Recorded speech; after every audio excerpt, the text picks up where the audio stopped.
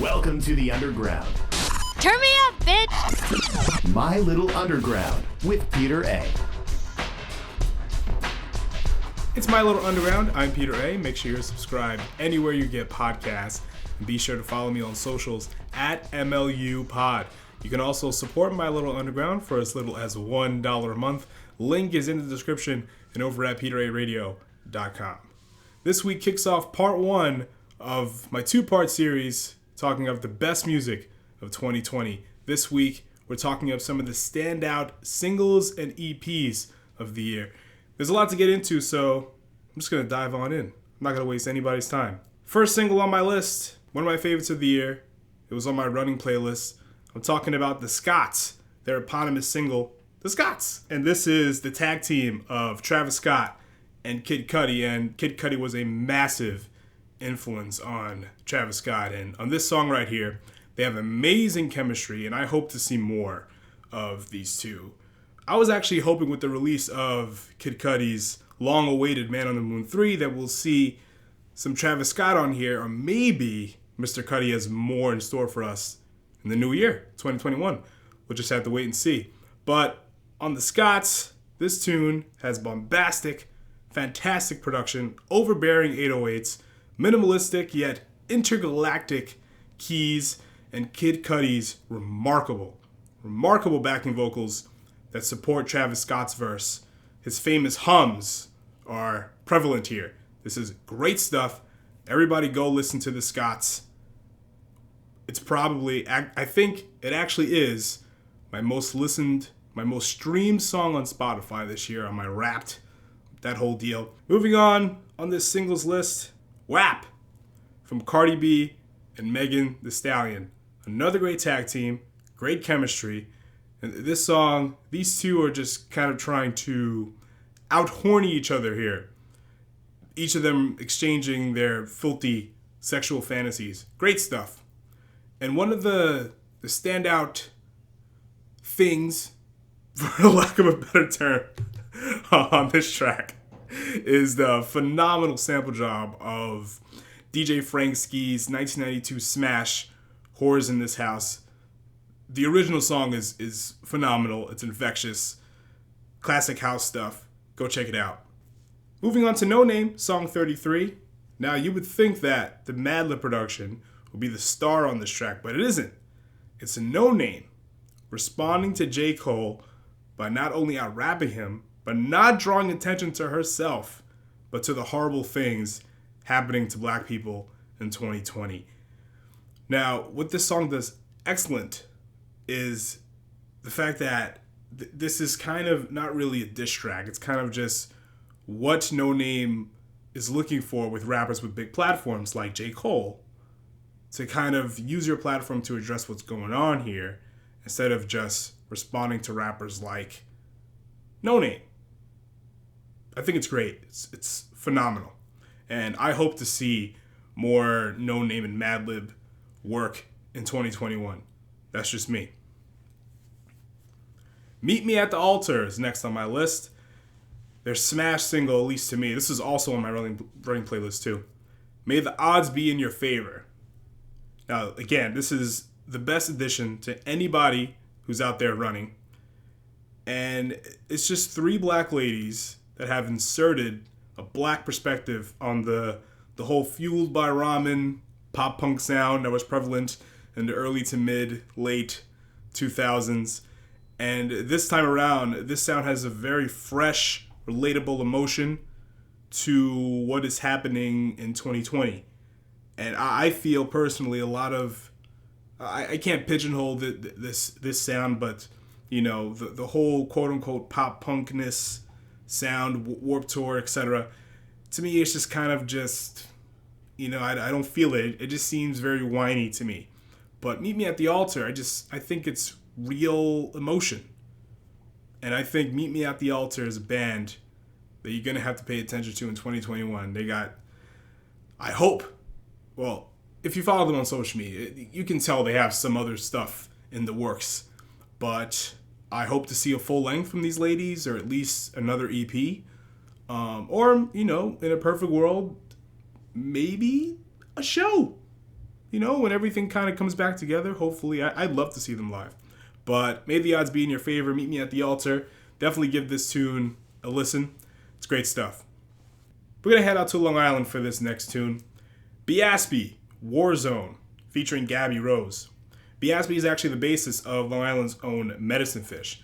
Now, when I first heard this tune, I thought immediately, okay, he's talking about everything that's going on now with black people and COVID. Just many wars being fought in 1 year.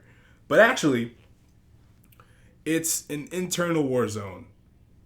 Going through everything that you go through internally during a tumultuous relationship. It's very interesting. Good stuff. And it also features a very chaotic, very appropriate to the song, guitar solo from Mr. John Velser, aka Astronato, a frequent guest here on My Little Underground. Warzone, Biaspy, definitely check this tune out. And I hope to see more tunes from Mr. Biaspy in the new year. Heading out to Brooklyn, Felicia Douglas, Ready for Your Miracle. Now, I think Felicia has been one of the big stars of Bandcamp Fridays because she's been putting out an incredible wave of Bandcamp exclusive singles, including 2 Gemma songs as well. So, yeah, she's been kicking ass with Bandcamp Friday. And Bandcamp has actually been a star during the last 6 months during the COVID outbreak. They've been one of the only forces from the music industry that's actually looking to help artists directly. And I appreciate Bandcamp for that. And Felicia's singles, I don't even know where to begin. I really loved Ready for Your Miracle because there is not really much going on from an instrumentation perspective, but Felicia's vocals are like front and center. It's almost like a vocal exercise. It's beautiful stuff. Love it. Definitely check it out. And all the other tunes that Felicia put out during the last few months. Moving on to EPs. Lil Sims, Drop 6. This is all killer, no filler. It's all rise. Maintains an unbelievable amount of energy and consistency throughout this 12-minute project. I think this EP is more consistent than a lot of albums that came out this year. Very bass heavy, especially One Life Might Live. Miss Sims flows effortlessly along this groovy, soulful bass line. Great stuff here. Check that out. Mr. Denzel Curry and Kenny Beats with Unlocked. Now, this came out in February, and it feels like a million years ago. I didn't forget about this EP. I just almost forgot that it came out this year. Because again, February was like so long ago. It was like a million years. Judging by what we've gone through the last couple of months, everything kind of seems like, oh man, forever. 2020 feels like 30 years. This is great stuff here. Denzel's sharp, potent, dagger-like lyrics mixed with Kenny Beats' creative sense of sampling, and they all come together very, very well. Another great tag team. And it's very adventurous production-wise, because it makes you listen multiple times to see if you might have missed some of Kenny's abrupt sample sound effects that just kind of come out like fireworks. Like you're lighting a firecracker. It's very interesting. It's almost very Mad Lib-esque, because if you listen to like a Quasimodo or a Mad Villainy project, there's a lot happening from the sample side. A lot of little bursts that you might have missed. So if you go back and listen to it a bunch of times, you might catch something else. Miss Eves, How It Is. And I think over the last 2 or 3 years, Miss Eves has been putting out some great EPs, and I think most of them has ended up on my year-end list on the EP side of things. And 2020 is no different. It's classic Eves, very charismatic expression of self-love. And she also spawned a very responsive social media challenge in the Belly Bounce Challenge. She actually tried to get me to do one, but I refused. Moving on to Lovehoney, 2-track EP, very contradicting to one another. We have Rock Bottom, which is exhaustion from everything happening right now. It's almost like giving up. Then you have on the flip side, you have Victory. And it's just a very explosive celebration of getting out of said rock bottom. And if you know Lovehoney, it's classic sleazy blues from them. And I have some news on the Lovehoney front. They're getting ready to put out their full-length debut album in February. It's self-titled, 10 tracks. Looks to be like my favorite subgenre ever. All killer, no filler. That's what it looks like. I don't know. And the album art is incredible. It looks like a doom metal album from a black perspective. When you see it, when Lovehoney's ready to share with everybody, you'll know exactly what I'm talking about. Going all the way out to LA, Dummy with EP2. This is round 2 of 2020 for the LA band. They put out another EP earlier this year that's also phenomenal. I kind of just had to pick one to be on my list, but both are some of the best EPs you'll hear all year. And if you put them together, you have a sweet little album. And EP2 is just kind of expanding the motoric sound established on the first EP. Touch more ambient this time around, but the same kind of beautiful, pleasant, repetitive foundation. Great stuff. Go check it out. Get the tapes if you're a cassette person. They sound phenomenal.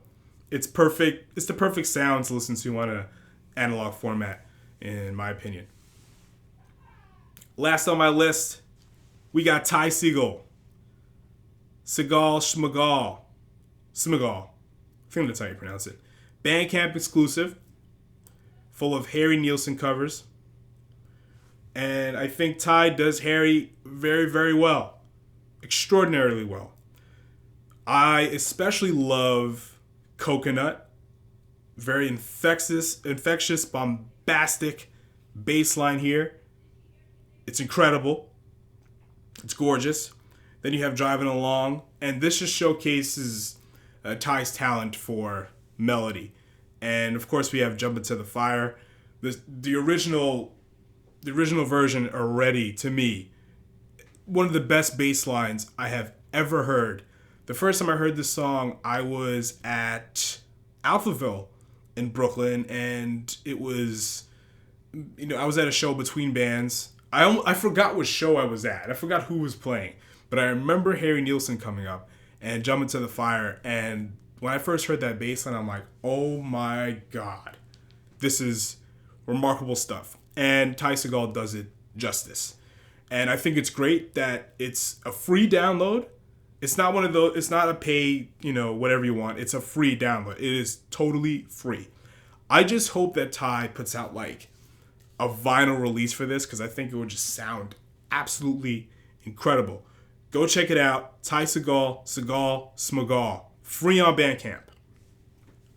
And that's going to do it for part 1 of my Best of 2020 series. Next week, part 2. Connor Rooney returns as we grade this year's final exams, discussing the best albums of the second half of 2020. And make sure you subscribe to My Little Underground wherever you get podcasts. Follow me on socials at MLU Pod. We'll be back next Saturday. Part 2, Best of 2020, second half of the year. You don't want to miss it. All right, I'm Peter A. Later days.